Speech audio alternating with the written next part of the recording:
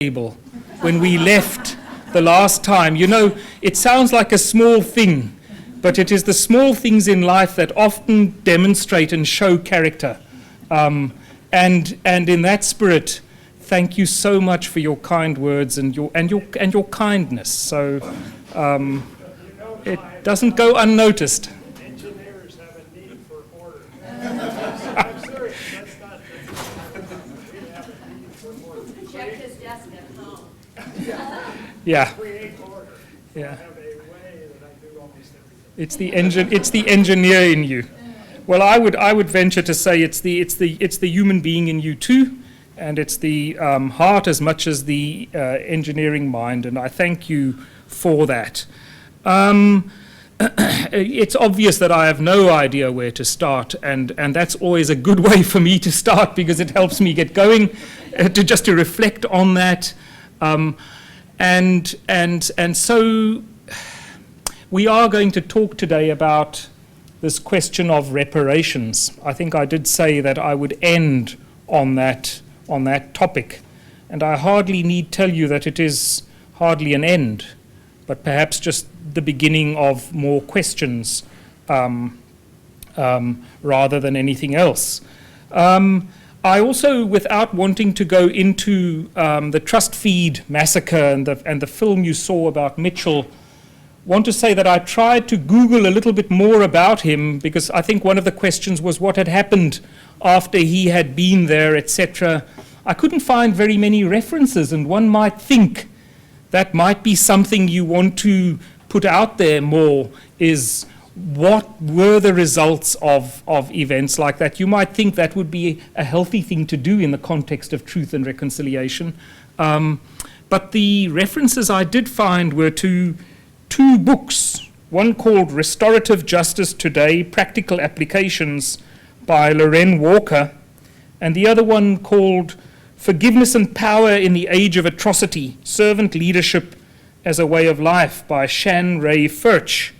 And both of these seem to make reference to the fact that Mitchell had indeed stayed involved in that community and had been involved in fundraising internationally and also helped to build a community center there. So the sparse references that I could find to follow up, and I offer those to you sort of by way of small closure now in relation to that specific case study. Right, so where do I want to start? Well, why don't we start with some words? What is it that we're going to be and have been talking about? And as I say that, I realize I've made them so small here that I can't read them, even with my glasses on. And I also realize that I left an email behind which I wanted to refer to today, but I'll try my best to do that from memory. Words like transition, words like gratuitous and irrational violence, words like systemic and widespread gross human rights abuses, words like amnesty, words like reparations, which we're going to talk about today, justice, truth. Remember that old chestnut hybridity, messiness, confusion, contradiction, unease, consensus, closure, catharsis, forgiveness, healing, hatred, revenge, memory, amnesia, forgetfulness, criminal trials, and this one that probably we will leave together always pondering, which is this feeling of simultaneously feeling contradictory emotions, which I do believe I suggested characterized transitions, and I do believe characterized some of also the viewing, and indeed the content probably, in relation to how one feels about things like that.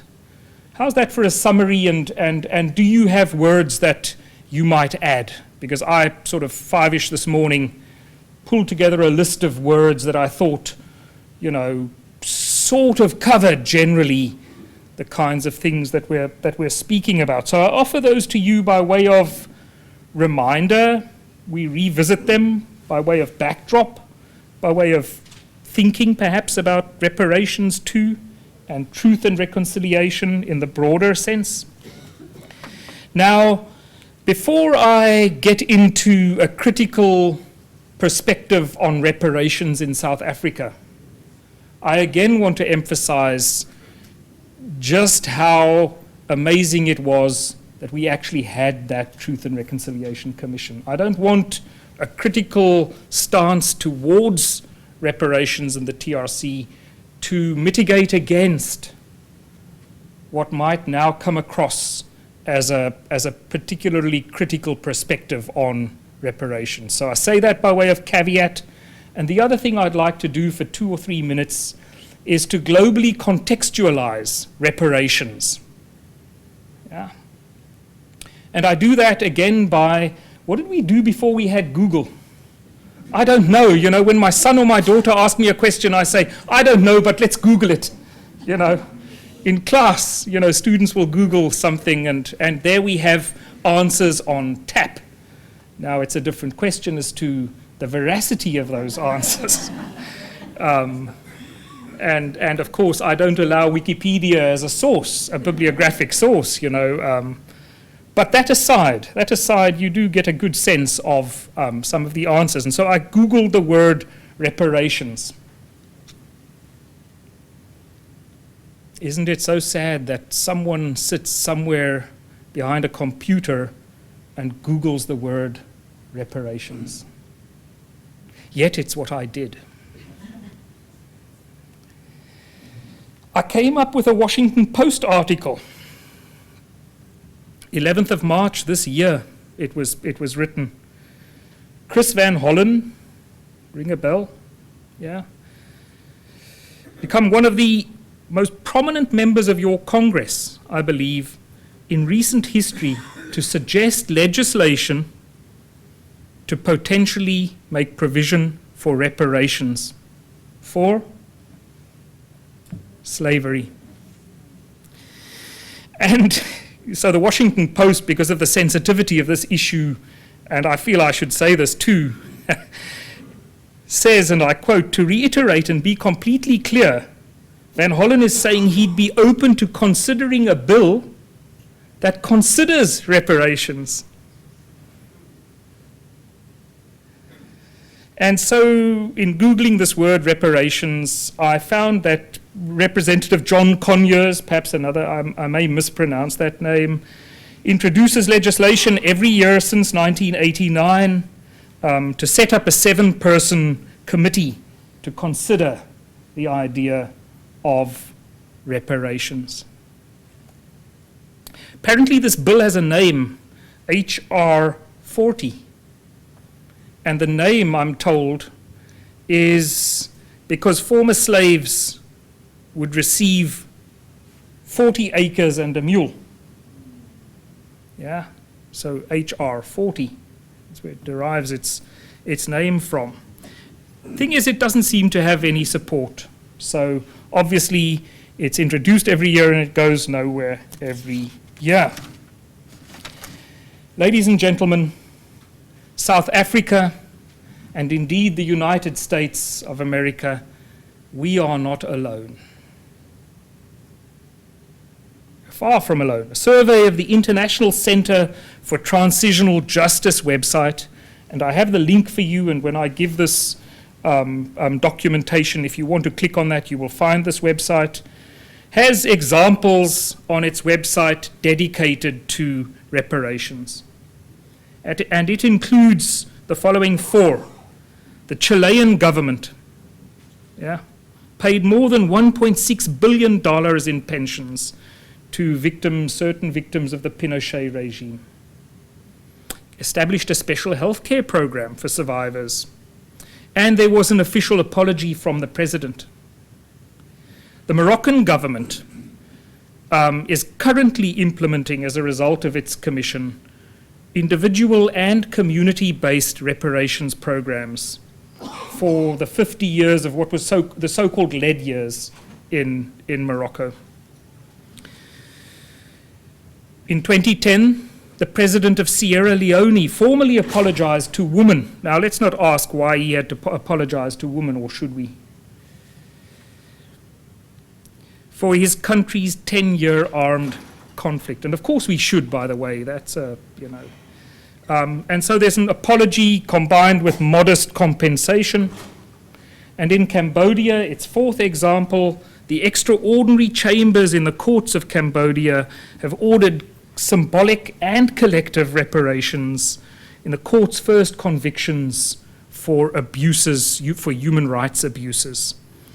Indeed, the court has ordered the publication of the names of victims of a notorious prison, that these be listed on the court's website, and certainly apologies have to be issued, or required to be issued, by those who are convicted.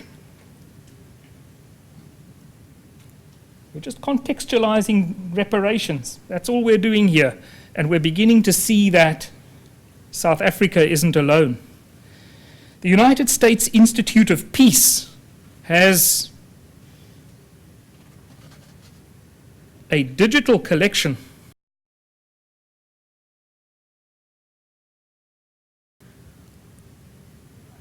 I don't know how to feel about these things, that we have these collections and that we have these things. I'm starting to feel mixed up again.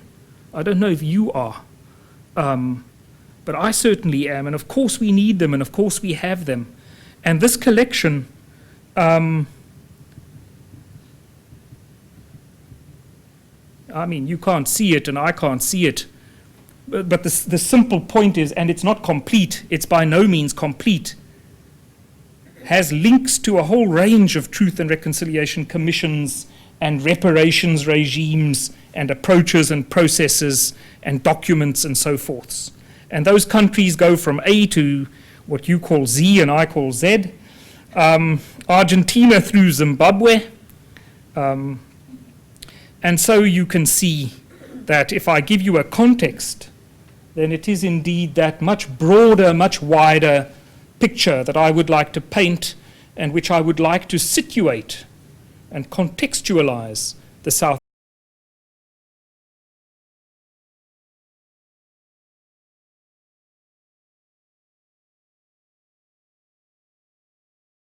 tried reparations, and that we were the only ones, and that indeed there is a whole range of experience around this. Now, just to close this small section on context, there is a person by the name of Untitled, whom I'm increasingly beginning to realize is one of the visionary thinkers of our time. And I say that because she places transitions in millennial context. And if I can, and if there's time at the end, I want to talk about the times, the nature of the times that we are living in, because she makes certain comments about that, which have helped open my mind to the big picture, if you like. But Untitled published an article in the Harvard Human Rights Journal, volume 16, in fact, and she talks about 3 developmental phases for all of this. And the first phase that she identifies is the post-1945 phase, the post-war phase, that she talks about Allied-run Nuremberg trials as for the first time putting transitional justice on the map in the context also of international law. And that's the first step, or the first phase, if you like, in the development of, amongst other things, reparations and truth commissions. And so you can see the kind of reparations spoken about there, Nuremberg trials. Phase 2, the second phase, is associated with what she terms the accelerated democratization and political fragmentation that occurred with the collapse of the Soviet Union and the subsequent, if you like, transitions or concurrent transitions in South America, in Eastern Europe, and also in many countries on the African continent. And here's the third phase, and you know, if there is time, and I don't know how I'm going to do for time, and so I'm a little bit nervous about the end, because there is no end, but I do need to end somewhere. And I do want to try and end on this bigger picture if I can. is the wording here is kind of interesting, because she talks about phase 3 as being a steady state phase. And by steady state, she's referring to transitional justice as a steady state. Transitional justice becoming normative, Truth and Reconciliation Commissions becoming a normal feature of the global political landscape. Now, we have to think very carefully about what that means, ladies and gentlemen. And if I can, at the end, I want to talk a little bit about the normalization, the steady state nature of the absurd, of the irrational, of the shocking. Because that's in effect, if we're saying this is how we're going to do business, and it's okay to have a normalized, if it's okay to have a political landscape that normalizes transitional justice, what are we saying?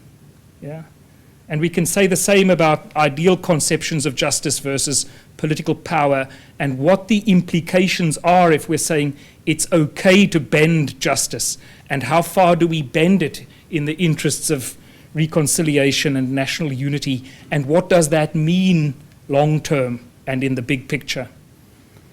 I'm running ahead of myself. Let me simply say that Ruti title talks about transitional justice moving from the exception, and I quote, to the norm, to in fact become a paradigm of the rule of law. So we need to think about what that means. Yeah? Let's see if we can get there. Let's see if I can manage the time to get there. Righty-ho, let's start with South Africa. Here we go.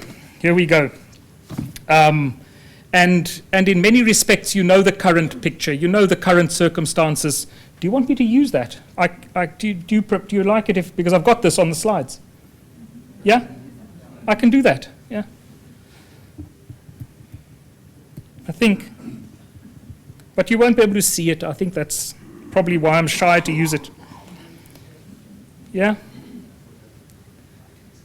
I read to you the letter by Kulumani, and you know that we are dissatisfied with reparations. You know that in the context of that letter that I read you, we do not have a satisfactory state in relation to reparations. And you know that there is unease and that we've problematized, if you like, reparations. In 2003, on the 3rd of June 2003, the Justice and Constitutional Development Portfolio Committee began to deal with the final recommendations from the Truth and Reconciliation Commission in relation to reparations.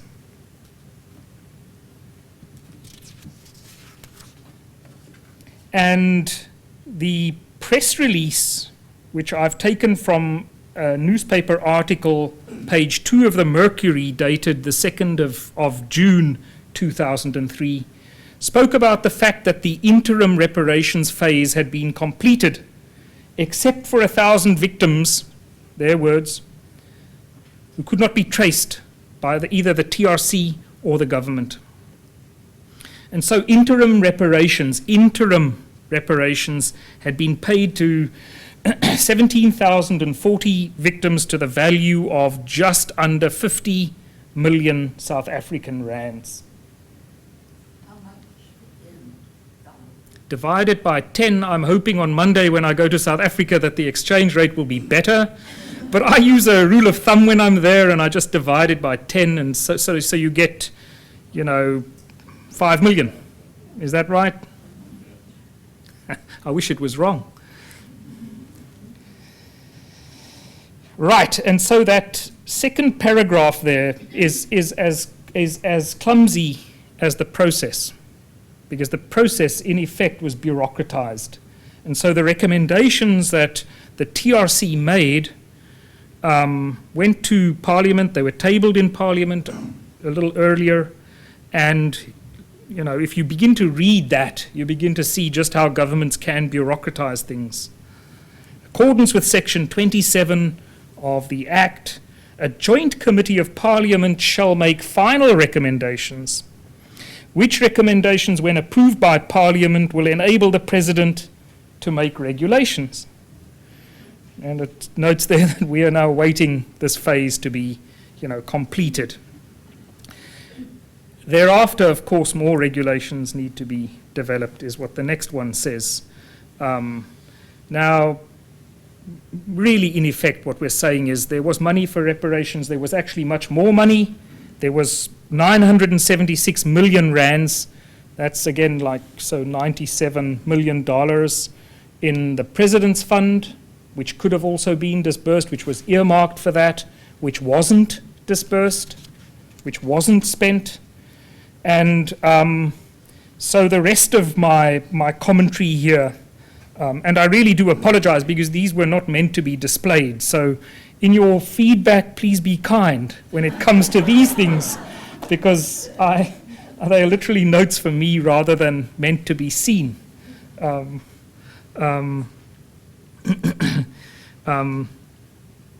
So the bureaucratization of this process is evident, yeah, and resulting from that is a catatonia, yeah, which persists to this day.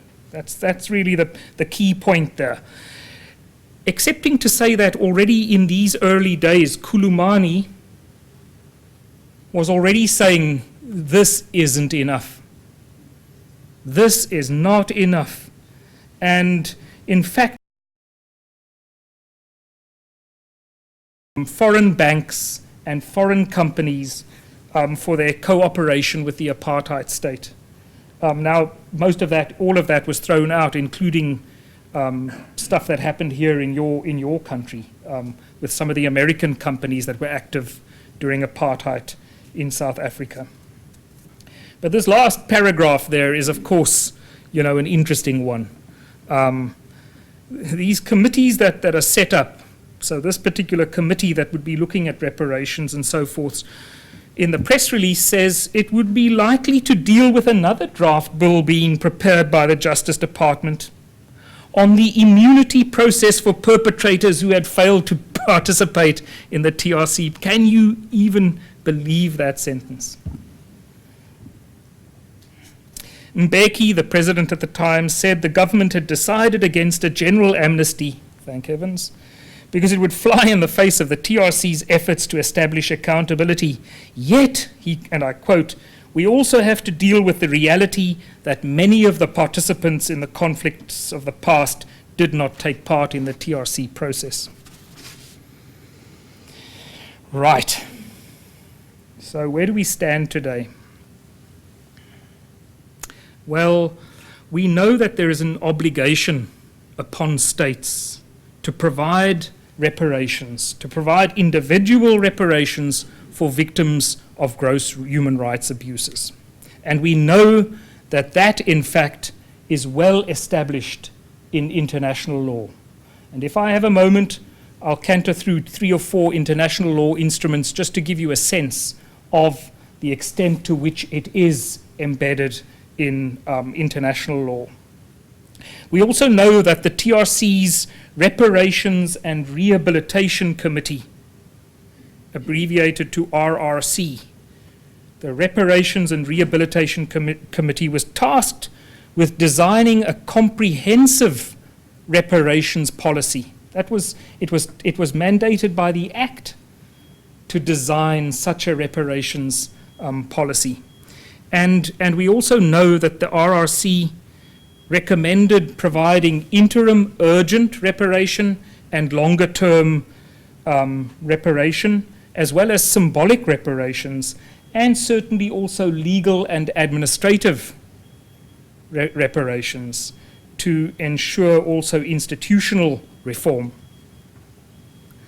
We know that these recommendations were included in the final report, because you can go and get the report and you can go and see these recommendations. And I think I would urge you, and I'll give you the exact reference in a moment, I would urge you to go and have a look at those. If there's anything you read, have a look at what the TRC recommended. We know as well that the reparations subcommittee, and indeed the committee itself, the commission itself, lacked the ability to enforce and implement any of these recommendations. We know that. It could only make recommendations to government, which is why it tabled that, and which is why what happened in 2003 in Parliament happened. That was the process. The implementation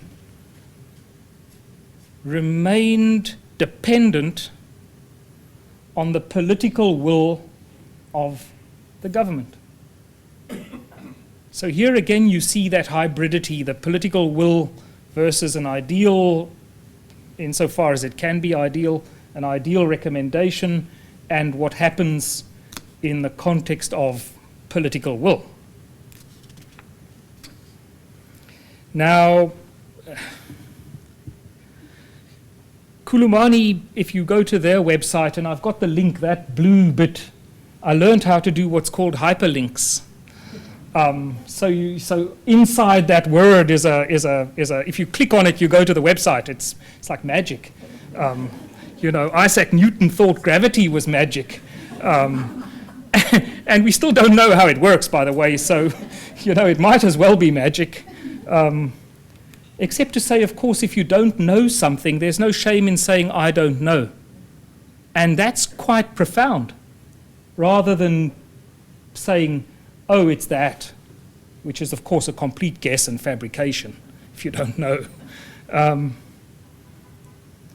So Kulumani tells us, and Rich, I am going to spend an hour talking about nothing, by the way, because Rich and I were talking about topics, and I said, well, I want to spend an hour talking about nothing, and Rich said, well, that's not possible. You can't, and he's right. Of course, he's right.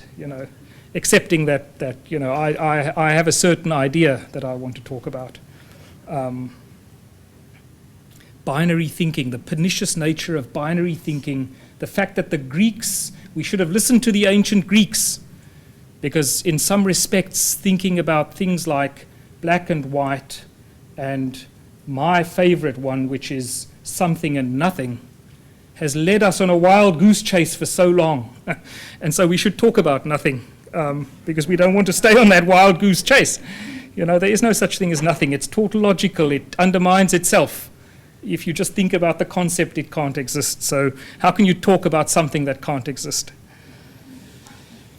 Of all the countries that have implemented reparations, South Africa is the only one that has restricted the number of recipients to those registered on the TRC. That's the closed list idea, more broadly saying, end date, no more reparations. Those folk are in, and that's the end of the story. We're the only one who's done that. In every other case, the registration process has continued post-TRC, or whatever it was called.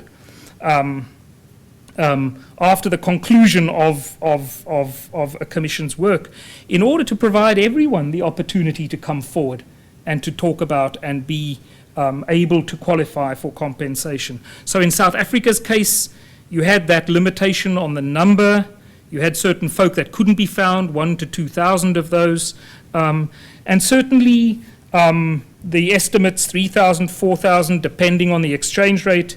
A one-off payment was paid out to 15,000 plus people in the context of what is, and again here I got stuck because one has to refer to this so often, I guess, that one uses another acronym, Urgent Interim Reparation, UIR.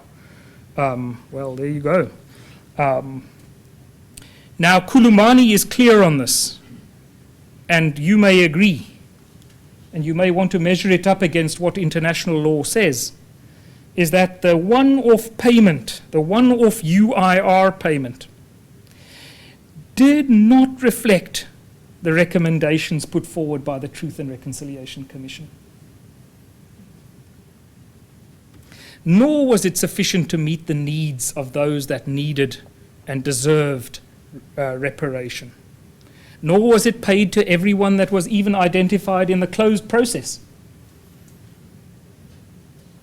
Yeah. And for Kulumani, it means that up to 2,000 victims as of today, and this is live on their website right now, so this is current.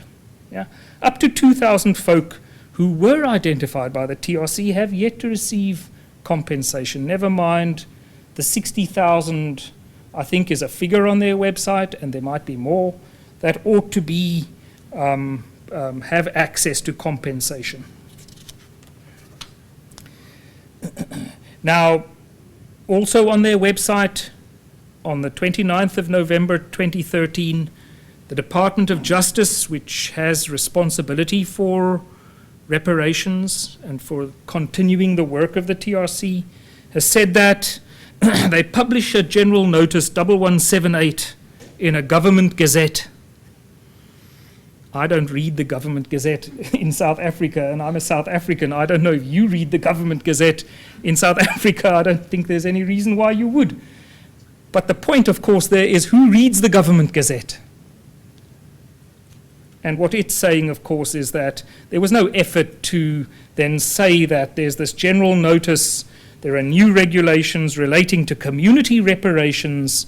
Folk, can you give us your thoughts, etc., etc. In sharp contradistinction, remember, to the genesis of the TRC itself under Mandela and Madiba's approach, yeah, to getting civil society involved in designing and establishing the TRC. Now we have this hardly transparent process which suggests there are going to be community reparations. And I'd have thought that that'd be kind of important for us as South Africans to be aware of and to celebrate and to get behind. Excepting to say, of course, that now you look at these regulations as Kulumani does, rightly does, and they provide for community reparation for 18 communities in South Africa. 18 communities selected, in its view, by undisclosed criteria, each to be allocated $3 million, 30 million rands, and wonderful, there's a 6% increase built into that.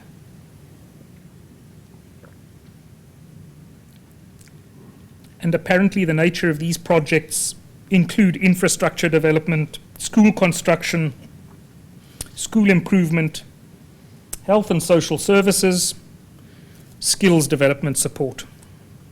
You might think, well, okay, 18 communities, and those things sound laudable and wonderful, excepting to say that I happen to agree with Kulumani that that's the job of the government anyway. Since when did you need special reparations processes to do what they should be doing anyway? And so they refer to this as reparations in disguise. Where is their sentence? I can't see it here now. But they do refer to it as disguised reparations, because in actual fact, surely that is what a government should be doing. I listened to President Obama on C-SPAN talking about water in Flint, and he was talking about one of your first Republican presidents asking about what the state should do and what the individual should do, and whose responsibility is it to do what. And he was making points about, so who should provide water and who should provide roads, and who is responsible for infrastructure in a local community or indeed in a nation. And I have views on that, and I might add one more. Who is responsible for providing healthcare? But that, of course, is a very controversial addition to that list, because it certainly is true that the state is responsible for the water. And there are some things folk can do together, and there's some things folk can do on their own. And it is that demarcation as to where you begin to move towards government as opposed to what you might do on your own. And certainly I can't put in water pipes for an entire Nashville. In any event, so you can see that from a South African perspective, what Kulumani is saying and what we're saying is that that's the job of government. So we don't accept that there's this 18 community approach and that it ought to be reparations, and that there's this 30 million. If you multiply 30 by 18, I didn't do that math, but do you get to the President's Fund $970 million? Rich, you're an engineer. I can't. Thank you, sir. 500. So you don't even get. You might get halfway. Which, of course, means that the number on the President's Fund is woefully inadequate anyway, and that we should have more, but that we don't even get there. If you want to read about the reparations approach and policy and so forth, you will find it involved in the report, a 7-volume report. And if any of you do want to, that's the specific reference to where you'll find it. And I quickly summarized simply up there so that you can see it in case you haven't got the time to read the entire report. Some of what it covers. And so it does cover the case for reparation and rehabilitation. It does cover international and domestic law. It does talk about an argument for reparation emerging from comparative law and from customary law. It does talk about what witnesses to the TRC said about reparations. It does include the business sector view, the civil society view, and of course, if you do want to read just a few pages, I almost felt like reading only them here today, the concluding remarks, poignant, moving, profound, and my penultimate remarks today, if I get to them, might be we might end on those, because after all, what are we really talking about? You know, we are really talking about what value to place on human life. That's really what we're talking about, if you think about it. If you were a commissioner on that commission or on a commission, you would have had to face that question. You would have literally had to say, how do I answer that question? That would have been a job for you. And then if you think about it, the other question that you would have needed to address, which was also you had a statutory obligation to address this issue, is how do I prevent this from happening in the future? Why do people behave the way they do? Why did a collectivity of South Africans support apartheid? Why didn't they question it?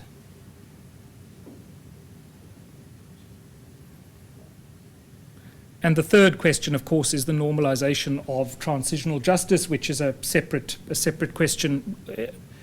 It's not a separate question per se, but it is not a question I necessarily want to go into. But I do want to touch on these other questions. I want to make it that real for you. You would have had to come up with some sort of reparations policy. What would your policy have looked like? What would it have included? How would you have designed it? How would you have gone about that? So the TRC draws out two cases for reparations, the moral case and the legal case or basis for reparations. The starting point for the TRC, of course, is the fact that there was such widespread human rights abuse. So in the context of human rights abuse, the argument is that people who have suffered that abuse have a right to reparation. Do they? This morning when I did wake up at 5 o'clock, I found an email in my inbox from the Institute of Transitional Justice, whatever they call themselves, the ICTJ, International Center for Transitional Justice. And I wish I'd brought it with because I wanted to read a bit from it. It said something like, I forget the subject line. Should we remember, or should we forget, or something to that effect?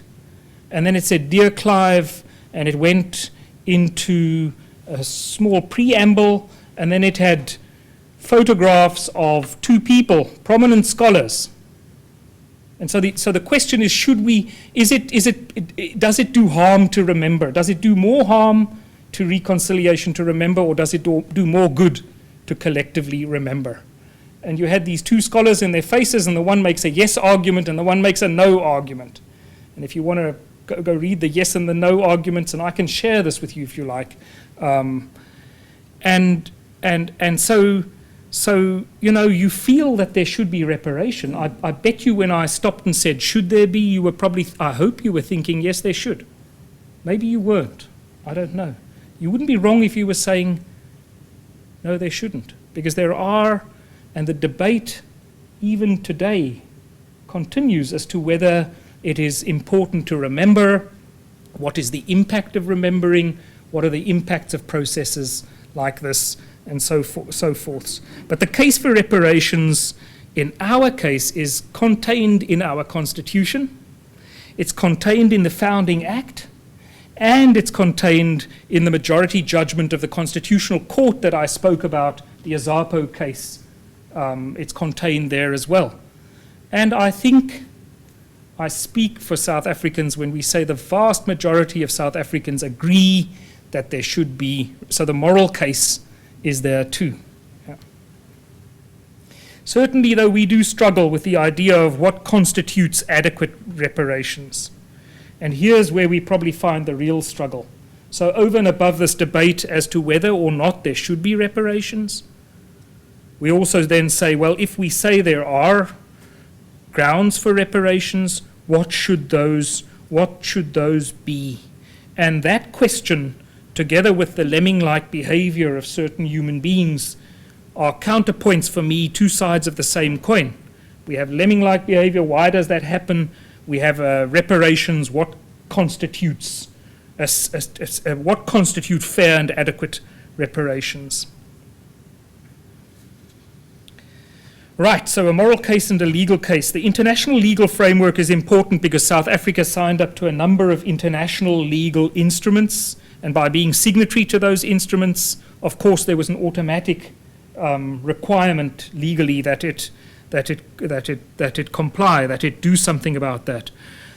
Whether you answer yes or no to that question, the right of survivors of human rights abuse to fair and adequate compensation is in fact well established in international law. And if there's an international lawyer here, you can help me out, because I'm not an international lawyer. I'm a political scientist. But certainly it is well established. And South Africa, as I say, is a signatory to a number of these international instruments, which placed it then under an obligation to comply with those international instruments. But certainly, if you review those international instruments, you will see that it is not enough simply to give token compensation. It has to be fair and it has to be adequate. Token or nominal compensation is not sufficient. The amount of reparation awarded generally in terms of these instruments must be sufficient to make meaningful and substantial impact in the lives of those who qualify for it. This is true in terms of the United Nations conventions. It's a well-established right for survivors to compensation. So the Universal Declaration of Human Rights is one of those. Article 8 talks about everyone has the right to an effective remedy by the competent national tribunal for acts violating the fundamental rights granted him. I apologize for the sexist language there. Perhaps we'll have enlightened drafters at some point. I don't know.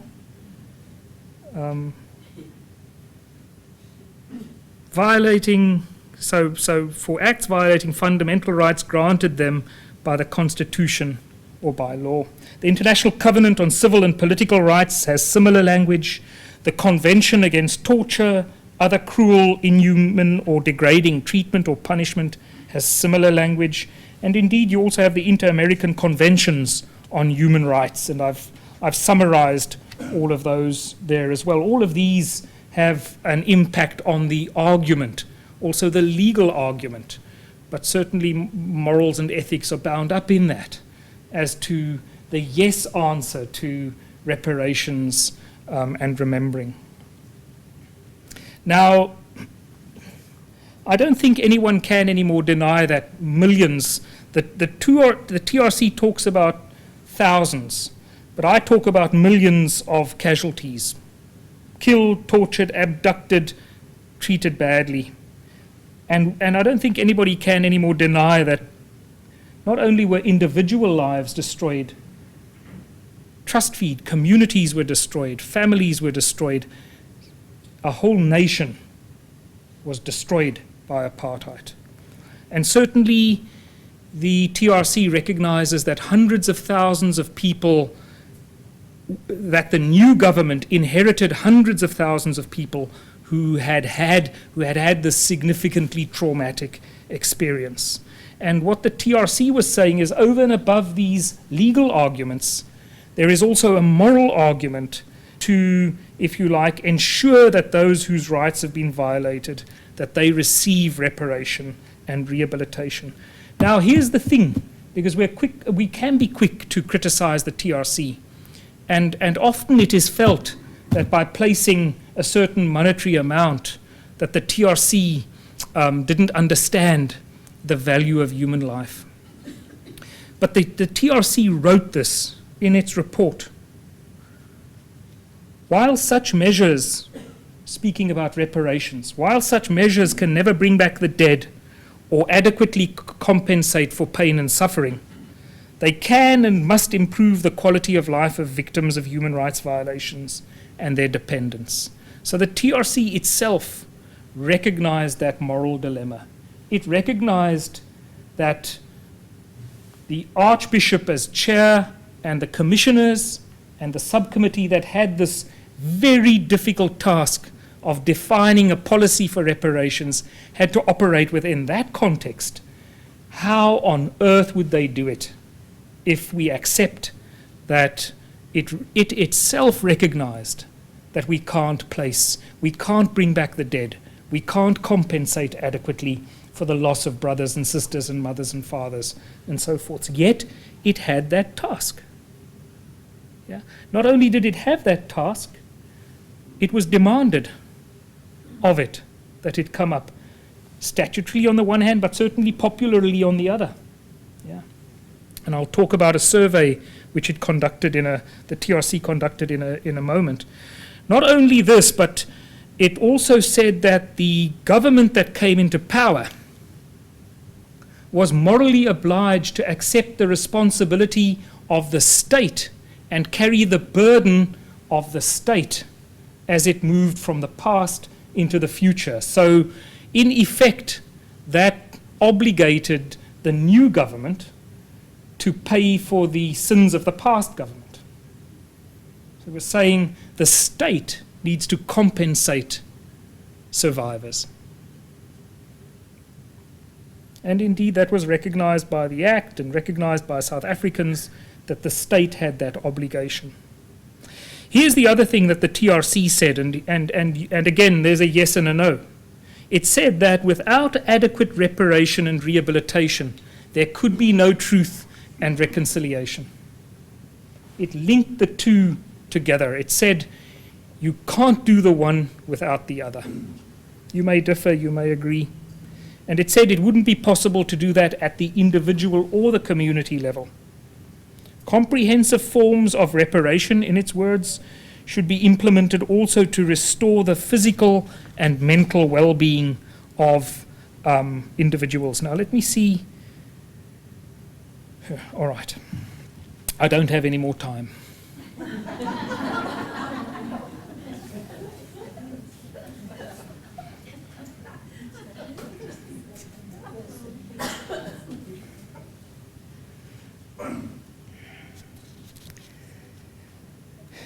Let me try and summarize, because I want to move on to, I've only got 7 or 8 more minutes, and then we want to do some Q&A. Do you have questions? Is there a reasonable number? There are some, I don't want to take them now, I just want to get a sense of how much time I might steal. There are some questions, okay, so we'll try and stick with the 15 minutes So the reparations policy, the reparations regime, the architectural design criteria, if you like, the things that it said the package of reparations should live up to, these are described in detail in the report, and they're included in those recommendations that were made to government in 2003. And I might say that if you go and look at that reparations package, which I don't now have time to describe, you will probably see a reasonable proposal. I mean, it's not going to satisfy you. It's not going to satisfy anyone. But insofar as it can satisfy anyone, yeah, it's I think, a reasonable proposal. And the fact is, we haven't lived up to it. The kinds of things it also surveyed, the TRC also surveyed people who came to the TRC to ask them, what do you want? Now, what was on top of that list? What was number one on that list?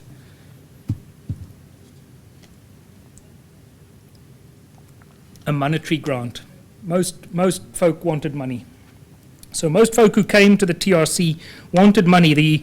The analysis of a representative sample of statements revealed, and this is contained in Figure RR1, Volume 5, Chapter 5 of the TRC report. They wanted money for services or money. Money or services that money can buy. So the highest expectation was for money. Third, fourth, fifth, and sixth on that list, you should immediately wonder why I skipped two. Bursaries, shelter, medical care. Sixth was tombstones. Yeah, sixth was tombstones. So first was money. 3, bursaries. So that's money for school. So that's a scholarship. I think you call it, so we call it differently than you do. So if I give you a bursary, I'm paying for you to go and get educated or something. Grants, yeah, grants. Then shelter, so housing. Many folk didn't have that. Lady had to go live in the mountains. We heard her talking at the trust feed. Medical care. Sixth was tombstones. What was second? What was number 2 on the list? Yes, ma'am. Almost. I really think that's so close. That acknowledgement gets me almost there, in fact, because they wanted to know, they wanted investigations to reveal the truth. So I would say that that's pretty close, in fact, to second on that list was they wanted to know what happened. They didn't want money necessarily. They didn't want all those other things. Of course, they wanted all those things. But, second on the list was, I want to know what happened. And, of course, in that respect, you can see how important the TRC really was. Because one of its contributions, besides helping us normalize democratic values, i.e., you have a right to exist, you have a right to air your voice, come into this process, we want to hear you, we want you to participate, very sharply opposed to the past, where people were told they were subhuman because they were black, is this question of telling the truth, which we now have. Right, I only have 5 more minutes. So there were a bunch of criteria. I would suggest there was a reasonable policy, insofar as it can be called reasonable. It was put forward to government. It hasn't been implemented for as long as the years have passed since 2003.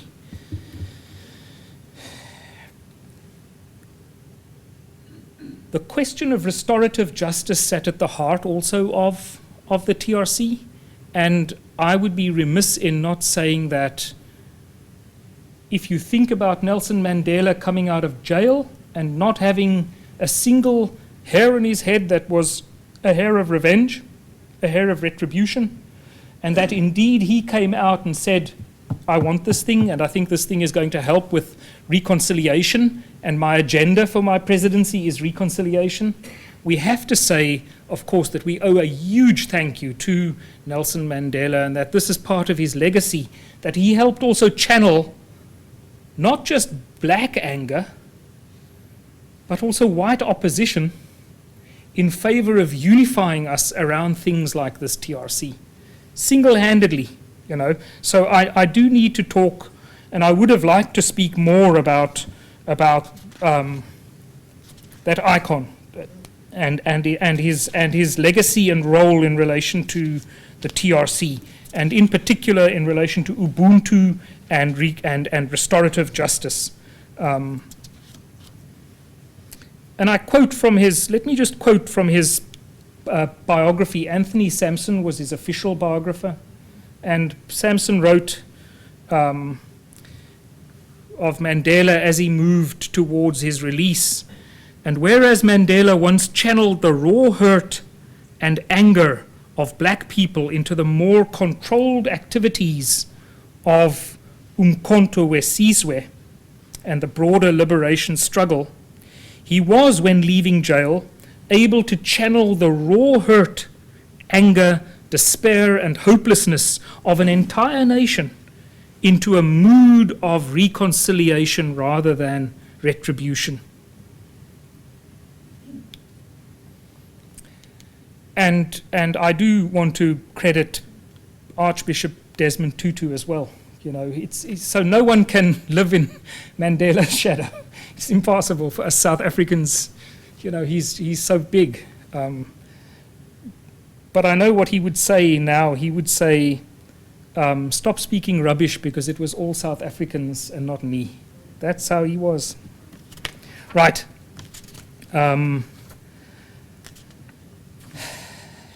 So I'm out of time.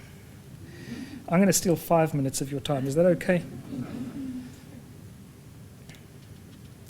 All right, so we had amnesty. We had, as a counterbalance, reparations. You can see how skewed that was. We had the question of the state accepting that it needed to provide reparations, but then being very slow about this question of reparations. The question of limitations. The Commission had a mandate only to recommend, and the state, insofar as it can be exonerated or partially understood, had certainly a lack of capacity. So there certainly is a question of resource, and these things we have to accept if we think critically about the TRC. So those are caveats. Yeah? The Commission only had that power to place recommendations.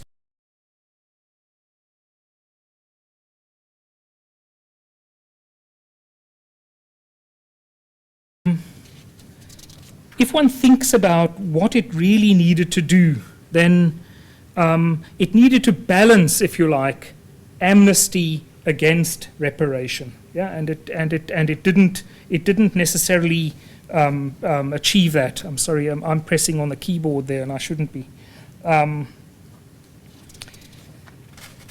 Now, the Commission sought to identify both survivors and perpetrators, and it sought to find and walk that line between political accountability and an attribution, if you like, of moral responsibility.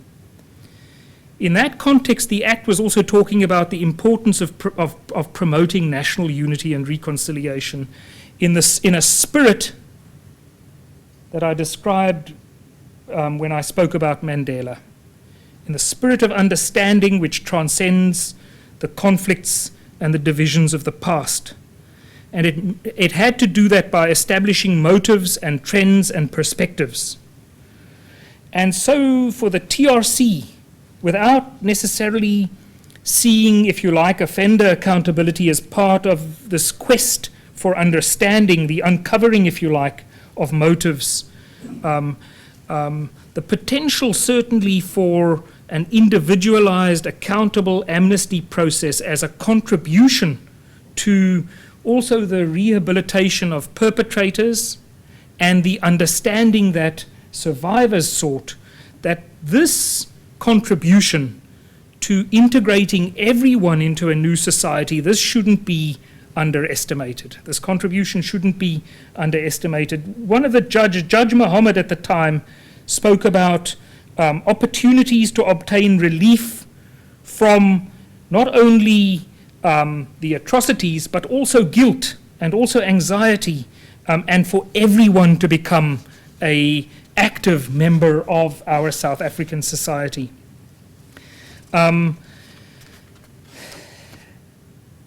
Everyone, all South Africans, were encouraged by the TRC to examine themselves and to examine their deeds. And certainly, when it came to apartheid, it was for every member of the white society to examine what they did. South Africa's weapons, ammunition, uniforms, vehicles, radios, all this equipment, they were all developed and provided by a massive industry, an international industry, not just a local one. South Africa's finances and banking were controlled to such an extent that covert credit cards were used for covert operations. Barclays Bank and all these others, I shouldn't name a bank, but white South African chaplains prayed for white South African victory. They prayed for that. South African schools and universities educated for war. The media carried the propaganda, the schools carried the propaganda, the enfranchised white community voted the former government back into power time and time again. So when we look at the TRC and we talk about moral accountability, we have to say that it goes much deeper than just legal and political accountability. We have to say individual and shared moral accountability is something that we have to think about and is something that unfortunately could not be adequately addressed by the TRC. The TRC, and I quote, said that what is required is that individuals and the community as a whole must recognize that the abdication of responsibility, the unquestioning obeying of commands, simply doing one's job. You heard that a lot of times at the TRC. I was simply doing my job. That guy that sat in the back of that Trojan horse thing, he said, well, I couldn't question it. I was simply doing my job. I had my shotgun and I shot a 12-year-old in the back. Submitting to the fear of punishment, moral indifference, the closing of one's eyes to simply permit oneself to be indeed intoxicated or seduced or bought by personal advantage. These are all essential parts of this multi-layered spiral of responsibility which makes large-scale systematic abuse, human rights violations possible in modern states. Those were the TRC's words. Only this realization, it said, can create the possibility for the emergence of something new in South Africa. What is required, in its view, is a moral and spiritual renaissance, which of course is a big deal, a big thing. Transformation of moral indifference, denial, paralyzing guilt, and unacknowledged shame we need to transform that into personal and social responsibility. And I end with this last one, which is that for the TRC, it was more a question of when the United Nations said apartheid is a crime against humanity, more that it impinged on moral than on legal culpability. For the TRC, the question was bigger than a legal one, as important as that was. It wasn't enough to focus on criminal culpability of isolated individuals.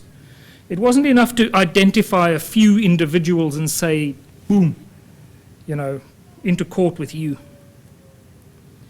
It's about systematic and systemic abuse. It's about collective abuse. It's about political structures in South Africa which result in significant sections of society being viewed as less than fully human, as being viewed as subhuman. And what that means is that those political structures condemned people to suffering and violence as a matter of daily course. And so the question which the TRC in this section deals with and ends with is, to what extent can individual South Africans be regarded as responsible for the premises and the presuppositions which gave rise to apartheid? And it says, and I agree, that this is a question which most white South Africans shy away from. White South Africans do not want to face that question. And here's what the TRC says about it. It gives an answer.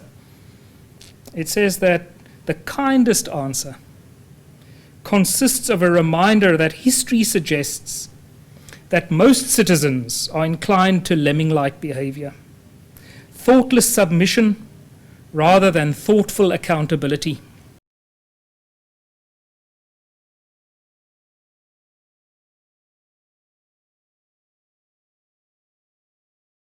That the most penetrating inquiry into the past requires more than a witch hunt.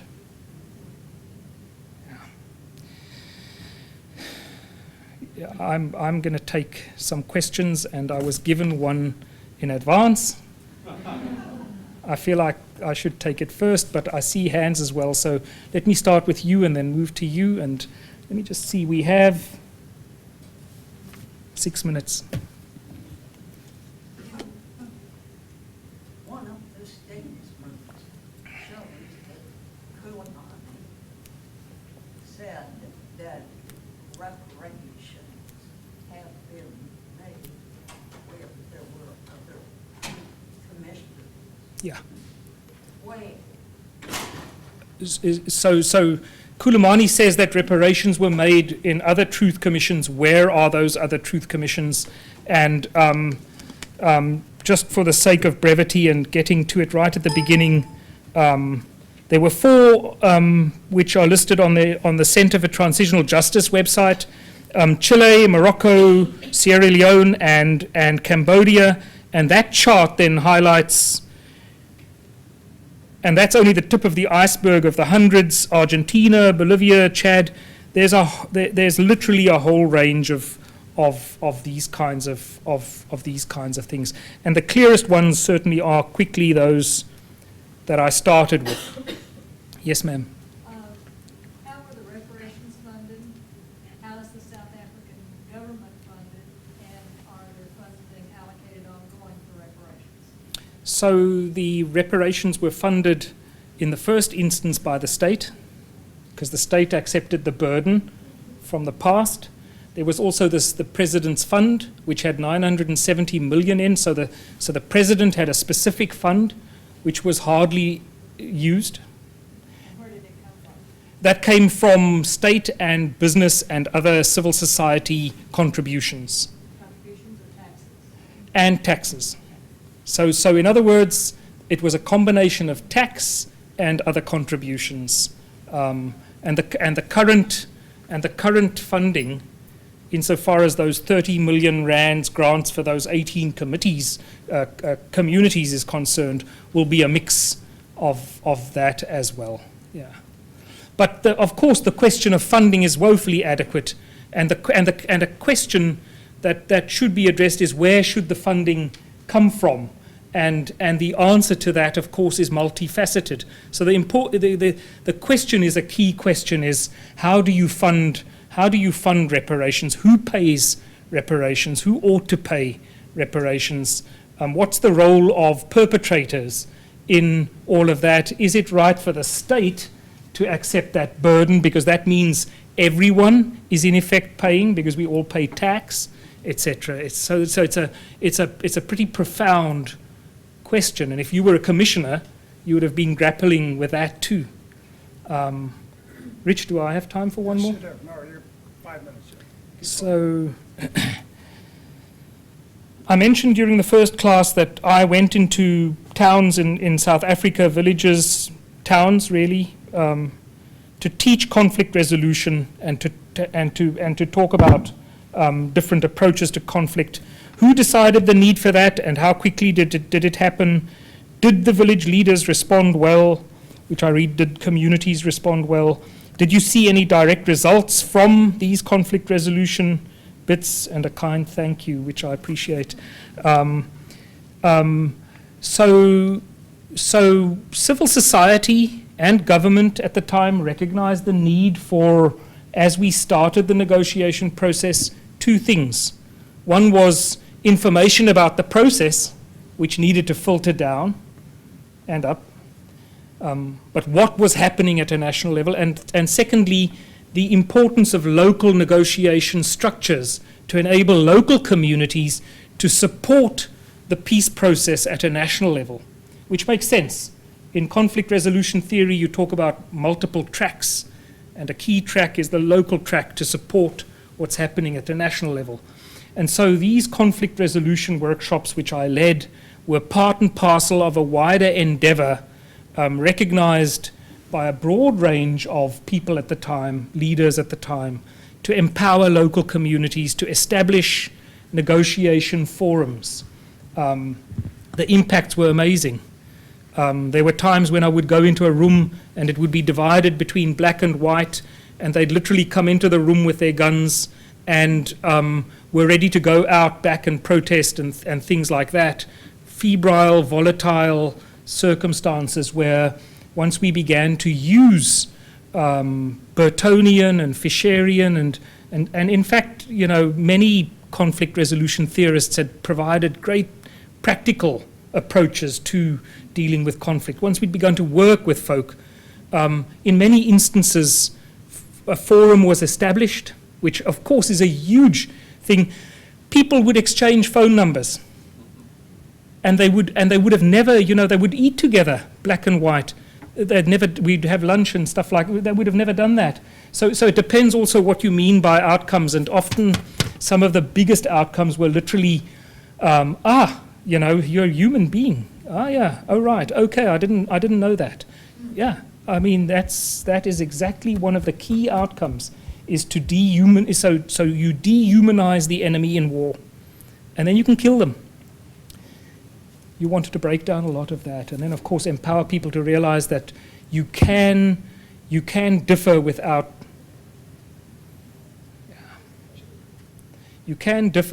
resorting to violence. You can differ without resorting to name calling. You can differ without resorting to kindergarten politics. You can differ constructively, and you can engage, despite differences, perfectly fine and perfectly well as human beings. We did that in South Africa. We were shooting at each other, and we began to engage, and that's a wonderful thing if you can achieve it, and if you can sustain it, which it seems we might be struggling with right now. I'm just going to go there and then... Just wondering, do you think that the truth would have come out, victims identified, perpetrators identified, if the perpetrators had not been given full amnesty? No. My personal view is that amnesty played an important role in surfacing the truth, and that we would have had a long and laborious and ultimately futile series of attempts at criminal and civil litigation, which would have never got us near the amount of truth that we got because of the amnesty process. The balance between that and reparations is so skewed. But in and of itself, and given that one of the objectives of the TRC was to elicit as full a truth as possible, I think on balance, that part was right. What wasn't right was the relationship between amnesty and reparation, and the fuller design of the TRC. So I wouldn't disagree with amnesty, and I think it was the right thing to do. Also because of the delicate nature of the political process at the time, you needed to keep that process moving. But I would say that that the equation didn't balance. Yes, ma'am. When you went into the room where it was guns on both sides. Yeah. What was like the first step you did as a negotiator? I used to start talking about the scorched earth legacy. And I used to start talking about the ash heap and the fact that the path we were on would lead to a barren, desolate, scorched earth legacy for our children. And so I would start talking about what it meant if we did what we were doing. And from there, I would begin to describe alternatives. And I would talk about the fact that we are so often focused on what we want that we forget that it's maybe more important to think about how we go about getting what we want than what we. So we can be blinded by what we want to such an extent that we forget that if we don't go about it in the right way, we may get nothing. And then is that nothing what we want to get, and work from there. I wish I could find, because in those days I used to use an overhead projector. Do you remember those things? I tell some students when I started working, I used to use a typing pool, and the typist used to Tipex out letters, and it would take 3 days to get a letter to work. And I wish I could find those transparencies, because I used to, do a bit of stuff with the old overheating, overhead projector, which now is all digital. Yeah. We have to make that the last question, so. Clive, thank you very much. Thank you. Thank you. Big hand.